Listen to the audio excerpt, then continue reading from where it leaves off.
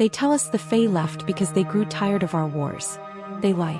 Today I will tell you why the Silver Prince truly abandoned our world. It wasn't hate that drove them behind the veil. It was a love so bright it threatened to burn both worlds to ash. Long ago, before the silence fell upon our forests, the air was thick with the scent of crushed lilies and the hum of ancient magic. In those days the Fae did not hide. They walked among us, ethereal and terrifying, like living statues carved from moonlight. At the center of this golden age was Valerius, the Prince of the North. He was a creature of breathtaking, icy perfection. His skin as white as a mountain peak at dawn, his eyes two shards of frozen silver that seemed to look through flesh and bone into the very soul. He was the enforcer of the High Court, a prince who viewed humanity as nothing more than autumn leaves, fragile, temporary, and destined to wither. He moved through our stone cities with a cold, predatory grace, his heart a fortress of frost that no mortal fire could melt. But destiny has a wicked sense of humor. It happened in the marketplace of Oakhaven, amidst the common dust and the smell of baked bread. Valerius stood there, a god in silk and steel, demanding tribute from a frightened village. Every soul bowed low, faces pressed to the dirt in terror. Every soul except Alara. She stood tall, a healer with eyes that held the warmth of a summer hearth, staring directly into the prince's silver gaze. She did not tremble. She did not beg. Instead, she looked at the immortal prince and saw not a master, but a man who had forgotten the feeling of the sun. In that single defiant moment, the fortress around Valerius's heart suffered its first crack. He came to take their gold, but he left with something far more dangerous, an obsession. He began to return not as a conqueror, but as a shadow in the night, drawn to the warmth of a girl who should have been his enemy. This is where the tragedy begins, where a prince of winter first learned the heat of a human heart, and in doing so signed the decree that would end an era forever. The secret meetings began in the hollow of the Great Rowan, a place where the barrier between worlds was thin and the moss grew as soft as velvet.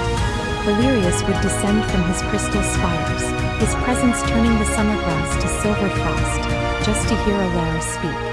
He was a prince of eternal life, yet he became a student of her mortality. He watched with a pained fascination as she tended to the sick, her hands warm and stained with herbs, so unlike his own, which dealt only in the cold finality of magic. To touch her was a sin against his bloodline.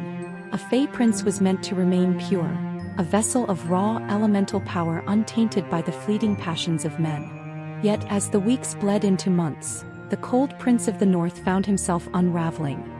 He began to bring her gifts from the hidden realms. Flowers that glowed with the light of fallen stars and fabrics woven from spider silk and morning mist. In return, Alara gave him the truth. She told him of the beauty in a single short life and the courage it took to love when you knew you would eventually turn to dust. Under the canopy of the ancient tree, Valerius finally reached out, his pale, marble-like fingers trembling as they brushed her cheek. The contact was a shock of ice and fire that stole the breath from his lungs. But magic of that magnitude cannot be hidden.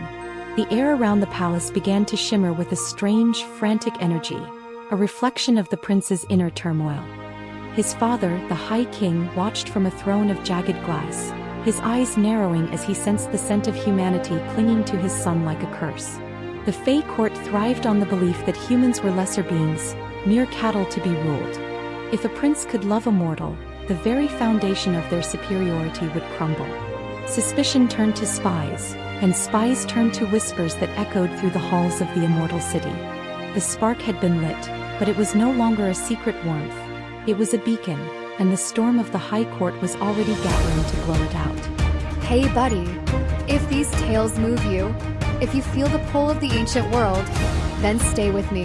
Subscribe to the channel, join our circle under the Rowan Tree, and let's keep the magic alive. Your support is the heartbeat of these stories. Thank you for listening. The High King's fury was not a thing of shouting, but a silence so cold it cracked the stone floors of the citadel. When Valerius was summoned before the glass throne, the scent of ozone and ancient malice filled the air. The king did not ask for a confession.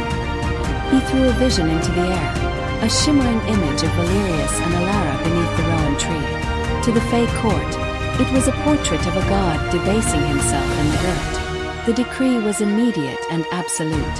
The human infection had to be purged.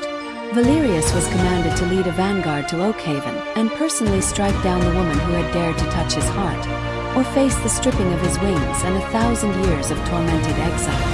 Valerius returned to the mortal world not as a lover, but as a storm. He found Alara at the edge of the village, the sky turning a bruised purple as the Fey army began to bleed through the veil. The townspeople fled in terror as the air turned to shards of ice, but Alara stood her ground, her gaze fixed on the prince. His armor, fashioned from enchanted silver, reflected the rising fires of a riot sparked by the High Court's presence. Human soldiers, desperate and panicked, struck out with iron blades, and the Fae responded with lethal, shimmering arcs of magic. The peace was shattered.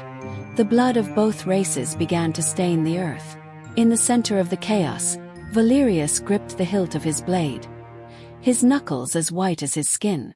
The High King watched from the clouds, waiting for the execution.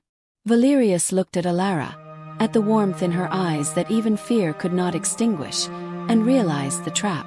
If he stayed, the Fae would eventually destroy every human she loved out of spite. If he killed her, his soul would wither into the same hollow cruelty as his father's. He saw the torches of the angry mob and the spears of the Fae lords closing in. The weight of his crown felt like a leaden shackle. He realized then that he could not have both the throne and the girl, and the price of her life would be the very world they shared. The moment of the great severing arrived not with a shout, but with a heartbeat of absolute, terrifying silence. Valerius stepped toward Alara, his silver eyes burning with a light that outshone the fires consuming the village. He did not raise his blade against her. Instead, he plunged it into the very earth at her feet. The ground groaned as he channeled every ounce of his ancestral power, drawing deep from the well of his immortality. He was not just a prince. He was a force of nature, and he was breaking the world. A blinding wall of silver mist erupted from the crack in the earth, rising like a tidal wave of diamonds toward the sky. It was the veil, a shimmering, impenetrable barrier that began to weave itself between the two races. On one side, the Fae were pulled back by an irresistible tide of magic, dragged toward the dying light of their own realm. On the other, the human world stood frozen in the amber glow of a setting sun.